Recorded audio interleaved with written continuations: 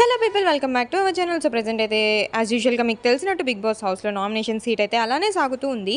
So ఇంకొన్ని నామినేషన్స్ని నేనైతే మీకు కొంచెం ఎక్స్ప్లెయిన్ చేసే ప్రయత్నం అయితే చేస్తాను. సో మణికంఠ అయితే పృథ్వీని నామినేట్ చేశాడు. ఎందుకంటే మొన్న ఎక్స్టాస్లో ఏదైతే టాస్క్ జరిగిందో అందులో చాలా ఫిజికల్ అయ్యావు, నాకు చాలా పర్సనల్గా దెబ్బలు తగిలినాయి.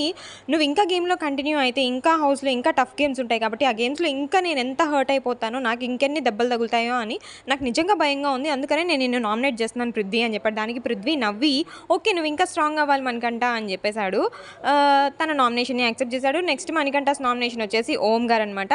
మీరు పక్క వాళ్ళకి ఏమైనా అడ్వైస్ ఇచ్చినప్పుడు, మీకు అవతల వాళ్ళు ఏమైనా అడ్వైస్ ఇచ్చినప్పుడు మీరు తీసుకోవట్లేదు. మీరు ఎలా అయితే చెప్తున్నారో అవతల వాళ్ళు కూడా అలానే చెప్తారు కదన్నా, మీరు తీసుకోలేకపోతున్నారు.